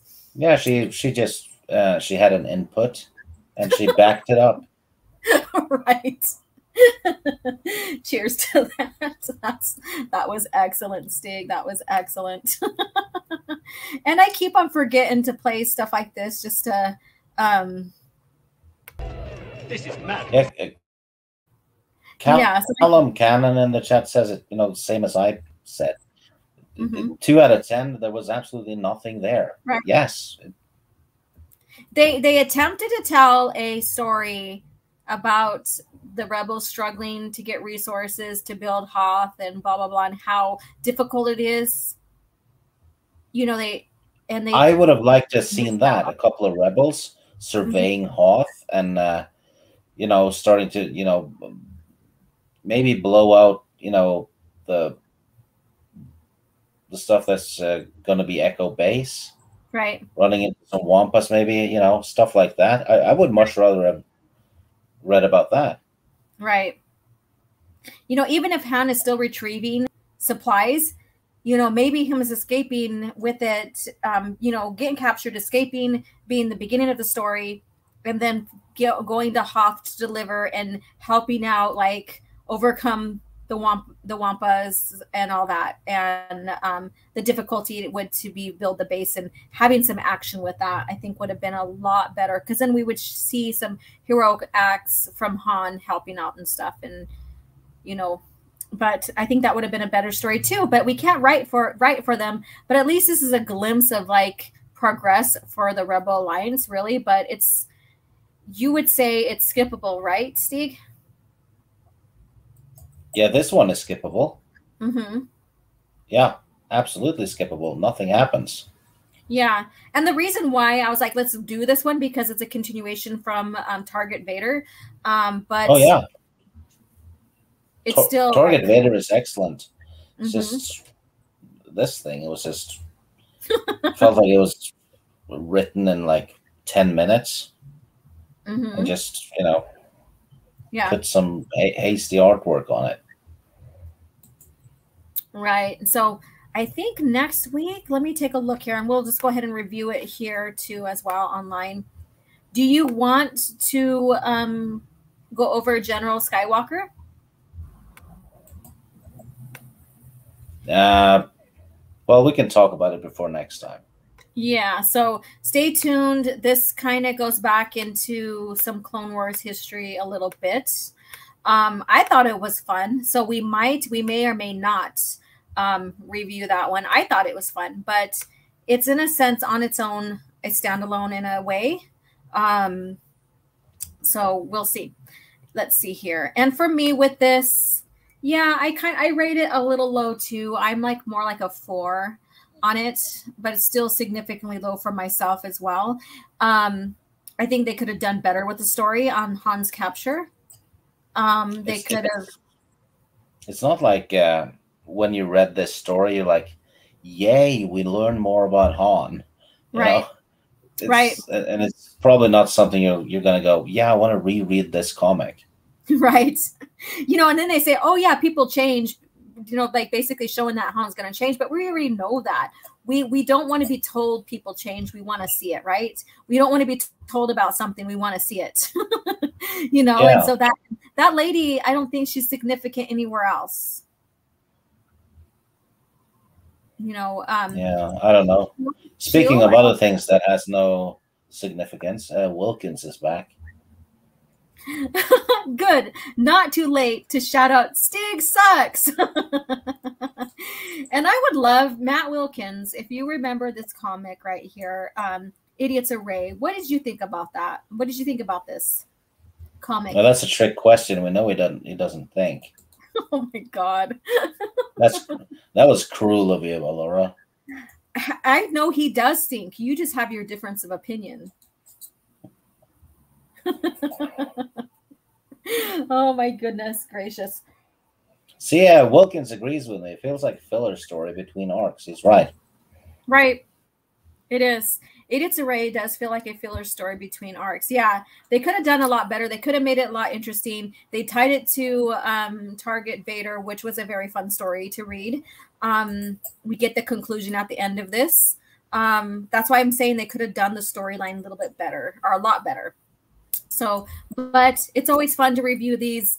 And sometimes we review something when later on we're like, oh man, well, this was a filler. Maybe we should have skipped this one, but it's too late. We reviewed it. It's done. It's up to you guys if you want to revisit the story. Soul Assassin, I want to see pre-change Han when he was scoundrel who shot first. Ooh, shots are being fired there by Soul Assassin. All right, Matt Wilkins, Idiot's Array. At first, I thought the story was about Stig. Oh. My shots are being fired some more. Oh my God, you guys. And then Soul Assassin says, Feelers Array. So there you go. Yeah, so thank you guys again for tuning in and going through the story with us. And I will announce, I'll sit and talk with Stig about this and announce which one we're going to review next. And Jim Carrey, well, not the real Jim Carrey, but they had one who looked like him. He played in the Matt Wilkins movie. A Matt Wilkins movie. Yeah, it's called Me, Myself, and I Cream. Oh boy. Eye cream. And so you've watched that, Stig, to know? No, I just heard him brag about it. I have never heard that before, so that's my first. That's the first. What say you, Matt Wilkins? What say you? All right, so let's go ahead and start wrapping things up here. And again, if you become a member of my channel, anytime between now and October, if you attend a live stream, your name will be put in a chance to win a copy of this beautiful painting here, Mistress of Rattatak. And so everybody who is a channel member who came in today, your name is being included in the drawing. So the more you attend, the more chances you have to win. So there you go. And I do have copies available for purchase right now. And any channel member who does not win and wants to still get a copy of this painting, you will get 10% off. And I will announce that in my community portion of YouTube, only targeted towards our only channel members can see that. We'll see that. And you can use that 10% code for that. All right. And then Miss Smart Muses, I'm Team Wilkins. Sides are being taken. So you can kiss her D&D character goodbye on Sunday. Oh, there's a threat right there. Plus the cat she found. Oh, okay. Well, there we go. We'll see what goes on then. And then again, I will be reporting on the dates here as soon as I get with the people and nail down the time. But we are currently reading, following along, reviewing, and I'm going to be posting some questions or, not questions, but like quotes and stuff to interact about regarding this book, Thru. So this is what we're reviewing. We'll be reviewing for literature review. And, Stig may be included. Teresa may be included. Matt Wilkins, if you wish to come on, then you're more than welcome to. I just got to schedule the time. So that is to be determined, the day and time. And then here's the rest of my schedule for the month. The 24th at 6 p.m., I am having Talking EU with Rev Kev, so this should be fun. The 23rd, I am hosting Queen's Council on my channel. It's going to be a slumber party theme. I'm also part of Fall of the Night. So this Saturday, the 18th, we are having another show, Fall of Night, on Open Airlock's channel. And then tonight, I should be appearing on Queen's Council. I don't have anything going on, so you should find me there. And then Babe de Menace, I'm part of that. And I believe I am hosting at the end of the month. I don't have the time in front of me. And then one more announcement that I want to announce before we close out the show today is, let me find it real quick. I am going to be a part of an interview and Matt Wilkins is going to be on it too. And damn it, I'm trying to pull up the information real quick. Where is it? Okay, here we go. So on the 28th at 9 p.m. Central Time, myself, Matt Wilkins, and Tim Open Airlock, we are having an interview with the daughter of the late and great Neil Smith. And her name is Ryla. So we are going to be graced with her presence, and we get to discuss, about her dad and about the Lando Calrissian trilogy and all of that fun stuff. And I look forward to that, to be included in that. So stay tuned. And that will be on Open Airlock Policies channel. And I'm very much excited about that. And that's on the 28th. So if you guys are interested in that, then come join us. And I think that's all for the rest of the month. Oh, and I still got to schedule my 2,000 subscriber thank you stream. I'm still collecting some stuff. I just got done paying for a huge event, so I'm catching up on some finances, but we'll have my costume here, or my cosplay costume for Jan Ors for that stream here pretty soon. And then Matt Wilkins, that's going to be fun. Looking forward to the stream. I am too. I'm so excited about that. So Stig, what is your plans for the coming week for yourself? Where are you going to be up and appearing?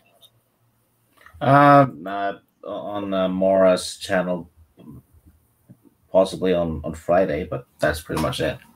Okay, awesome. Awesome. So stay tuned for that. I know when he's on a channel and he gets invited on, or when he's help hosting like he does for coffee chats, you know, he will share the information with you guys on Twitter. Or yeah, I'm kind of a co-host now on our thing. Yeah, okay. That's good news. Good news for that. So follow him on Twitter. And he will announce when they're live streaming for that show, and subscribe, and, you know, just go check it out and support. You know, that's all we need to do is support each other on these channels and stuff. Even if we can't make it all the time, at least sharing that the stream is live, or, you know, announcing it before it goes live is a means of support. And we do greatly appreciate all of the support we can get for our channels. So thank you guys very, very much for being here. And I shall talk to you guys later. And no, I will not watch the trailer for that Star Wars Hunters video thing. I think it's ridiculous. So from what I heard. So anyways, thank you guys so much. And may the Force be with you. And I shall see you on Twitter, and maybe and possibly tonight on Queen's Council. So may the Force be with you. Take care and be well.